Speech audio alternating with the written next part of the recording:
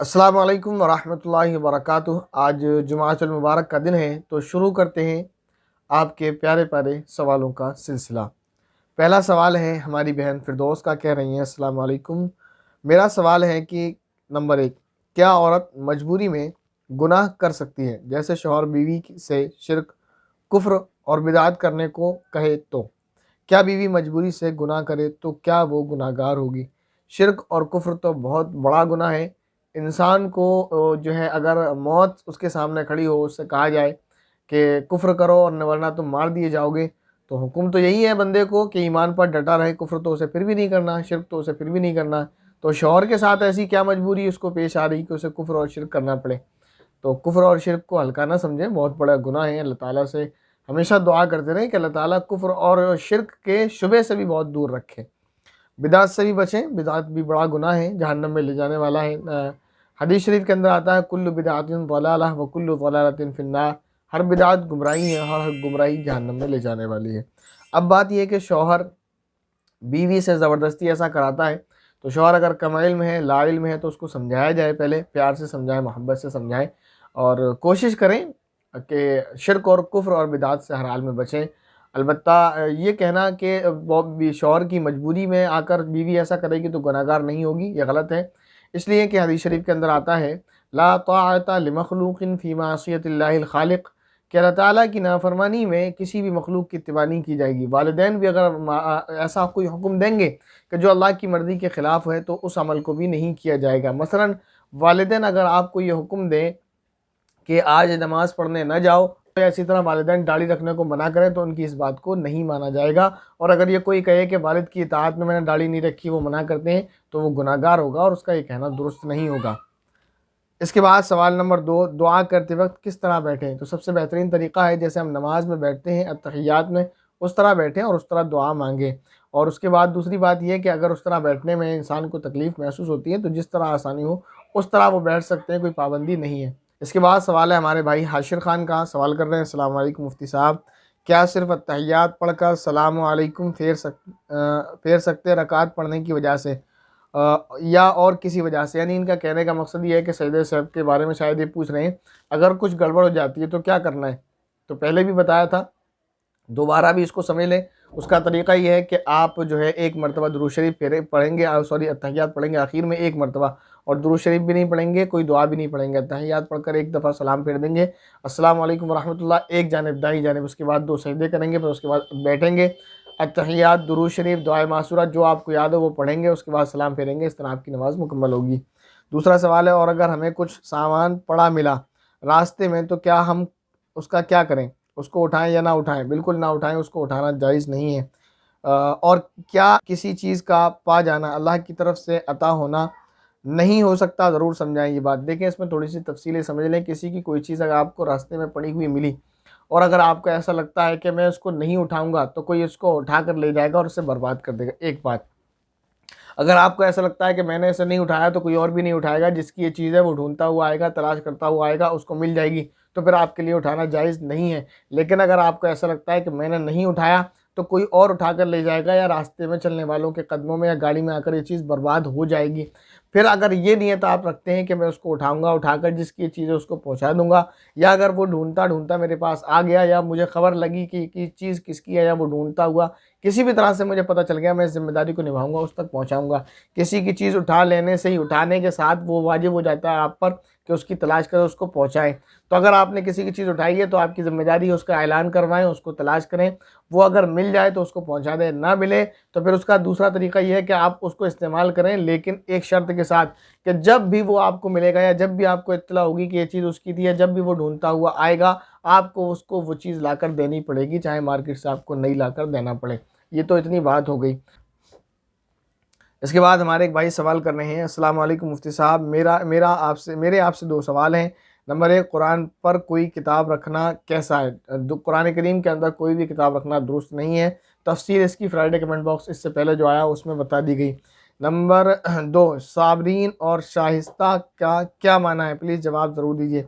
साबरीन जमा है सब्र कर, साबिर की, साबिर के माना सब्र करने वाला, तो साबरीन के माना होंगे सब्र करने वाले, और इसके बाद आपने बोला शाइस्ता, शाइस्ता माने 2-3 माना आते हैं अलग अलग, नर्म मिजाज और इस तरह महज़्ज़ब, सलीक़ेमंद वग़ैरह। इसके बाद सवाल है हमारी एक बहन का, कह रही हैं अस्सलाम वालेकुम मुफ्ती साहब, मेरा सवाल है कि जो लोग उम्रे पर जाते हैं तो क्या सिर्फ़ नेक लोगों को ही अल्लाह बुलाते हैं, तौफ़ीक देते हैं, या गुनाहगार बंदों को भी अपने घर की ज़ियारत कराते हैं? बहुत कन्फ्यूज़ रहते हैं, प्लीज़ वाज़ेह करें। ऐसा नहीं है, अल्लाह ताला अपने नेक व बद हर तरह के बंदों को अपने घर पे बुलाते हैं। ये बात अलग है कि वहाँ पहुँच जाना ये एक सआदतमंदी की बात है कि अल्लाह ताला उनको बुला लेते हैं। लेकिन जैसे मैंने नबी पाक सल्लल्लाहु अलैहि वसल्लम को ख्वाब में देखने के मुताल्लिक बताया, वही बात यहाँ पर भी असल है कि एक वो आदमी जो हर साल हज करने जाता है, लेकिन वो इस्लाम की कवानीन की कोई रियायत नहीं करता, अल्लाह और रसूल के अहकाम को पामाल करता रहता है, सुन्नत की इत्तिबा नहीं करता, तो वो चाहे साल में हर साल हज करके आए और हर महीना उम्रा करके आए, वो शख्स अल्लाह के नज़दीक पसंदीदा नहीं है। और एक वो आदमी जिसने सारी ज़िंदगी कभी हज नहीं करा, बेचारे ने सारी ज़िंदगी उसको उम्रा करने की तौफ़ीक नहीं हुई, नहीं जा सका, उसको असबाब ना मिले, लेकिन वो सुन्नत रसूल की इत्तिबा करता है, तो ये शख्स उससे बेहतर है। हज पर जाना, इसी तरह उम्रे पर जाना, या इसी तरह नबी पाक सल्लल्लाहु अलैहि वसल्लम को ख्वाब में देख लेना, ये इंसान के नेक और बद होने का असल मदार नहीं है। असल मदार है इत्तिबाए सुन्नत रसूलुल्लाह का, असल मदार है अल्लाह ताला की इताअत और अल्लाह के रसूल की इताअत। उम्मीद है आपका कन्फ्यूज़न दूर हो गया होगा।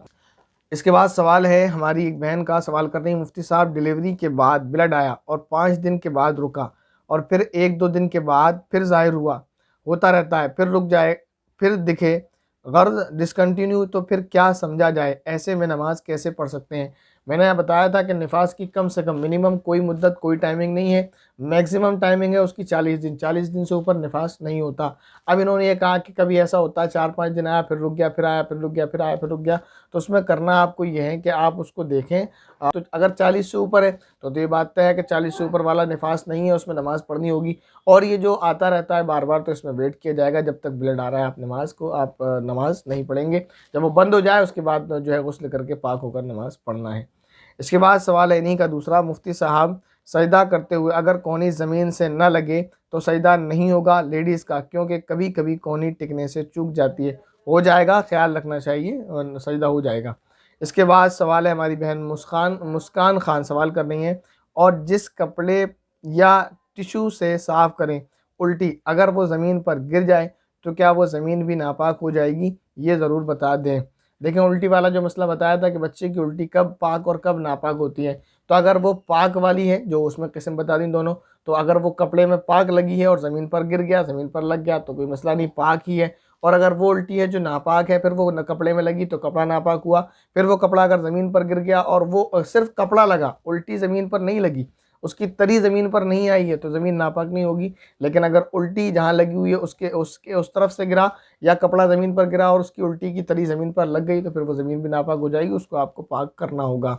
इसके बाद हमारी बहन सवाल कर रही है, अस्सलाम वालेकुम, घर में अगर मैयत रखी हो तो क्या हम मैयत के आसपास बैठकर कुरान की तिलावत कर सकते हैं? जवाब इसका यह है कि जब तक मैयत को गुस्ल न दिया जाए तो उसके पास बैठकर कुरान करीम की तिलावत करना जायज़ नहीं है। लोग ये गलत करते हैं कि ख़वातीन मैयत के पास बैठ जाती हैं, वहाँ बैठकर कुरान करीम की तिलावत करती हैं। दूसरे किसी कमरे में बैठ जाएँ, दूर कहीं जाकर बैठ जाएँ, तिलावत करें। हाँ, जब मैयत को गुस्ल कफ़न दे दिया जाए, गुस्ल दे दिया जाए, तो उसके बाद अगर वहाँ बैठकर पढ़ें आप, तो पढ़ सकते हैं। लेकिन यह है कि मैयत का जब इंसान का इंतकाल हो जाए तो उसकी मैयत के गुस्ल कफ़न और दफन में जल्दी करना चाहिए, बिला वजह ताख़ीर नहीं करना चाहिए। और ये भी कोई उज़्र नहीं है कि कोई मर गया तो आप उसका इंतज़ार करेंगे कि एक ख़त्म कुरान पहले घर पर होगा, उसके बाद दफन करने के लिए उसको भेजा जाएगा, गलत तरीक़ा है। आप उसको जल्दी करें, हदीस शरीफ के अंदर आता है कफ़न दफन में जल्दी करें, उसको गुस्ल दें, कफ़न दें और उसको जो है जल्द से जल्द दफन कर दें। उसके बाद आप पूरा दिन आपके पास है, पूरी ज़िंदगी आप, जब तक अल्लाह ताला आपको तौफ़ीक़ दे, आप कुरान करीम पढ़ पढ़ कर उनको बख्शते रहें। इसके बाद सवाल इनका, कब्रिस्तान में कब्र के पास खड़े होकर या बैठकर तिलावत कर सकते हैं, बिल्कुल इसकी इजाज़त है। इनफरादी तौर पर अलग अलग कोई अपने मर्ज़ी से कोई कर रहा है, जैसे मैं करना चाहूँ कर लूँ, आप करना चाहें तो कर लें। इसको ज़रूरी ना समझा जाए कि सारे लोगों को इकट्ठा किया जाए, उनको बुलाया जाए और इसको ज़रूरी समझा जाए, या ना करने वाले को गलत कहा जाए, बुरा कहा जाए। इनफरादी है से जो चाहे वहाँ पढ़ ले, बैठ कर पढ़ ले, जो चाहे खड़े होकर पढ़ ले, जो चाहे पढ़े, जो चाहे ना पढ़े। लेकिन अगर एक वो तरीक़ा बनाया जाए कि एक रस्म बना ली गई कि मुर्दे को दफन किया गया, अब रुके हुए सारे लोगों को बुलाया जा रहा है, कब्र पर सबको इकट्ठा किया जाए, तो एक अलग अगर रस्म सी बना ले तो फिर ये नाजायज़ हो जाएगा, क्योंकि दीन में ज़्यादती ये नाजायज़ है। बहरहाल, इसके बाद हमारी बहन जीनत अली, दूसरा सवाल इनका ये है, कह रही हैं कोई इंटरेस्ट पर पैसा देता है उसका दूसरा भी कोई काम है, उसके घर का कुछ खाना पीना कैसा है, अगर उसका दूसरा काम है और वो हलाल है, हलाल कमाई है उसकी, तो खा पी सकते हैं, कोई हर्ज नहीं है। लेकिन अगर आप उसको तंबीह करने के लिए, उसको समझाने के लिए कि भाई तुम बुरा काम करते हो इसलिए मैं तुम्हारे घर खाऊंगा नहीं, पीऊंगा नहीं, अगर आपको ऐसा लगता है आपके इस फ़ैल से वो बुरा काम छोड़ देगा, तो फिर ऐसा करना चाहिए। और अगर आपको ऐसा लगता है कि वो छोड़ेगा ही नहीं, तो क्योंकि दूसरा काम उसका हलाल है तो उसके आप खा सकते हैं, और अगर सारे ही हराम है तो फिर ना खाएँ। इसके बाद दूसरा सवाल इनका ये है, मेरे पड़ोस की एक लेडी है, उसका डिवोर्स हुआ है, वो ब्यूटी पार्लर का काम करती हैं, मैं उसकी बेटी को कुरान पढ़ाती हूँ। जब उसका कुरान स्टार्ट हुआ उसने मुझे हदिये के तौर पर एक मिठाई का डिब्बा दिया। आगे इनका सवाल रह गया शायद यही है कि वो मिठाई का डिब्बा मेरे लिए लेना और उसको यूज़ करना जायज़ है या नहीं। तो देखें, इसका कोई किसी के घर की कोई चीज़ खाने पीने का जो मसला है वो उसकी कमाई के एतबार से, उसके अमाल के एतबार से नहीं।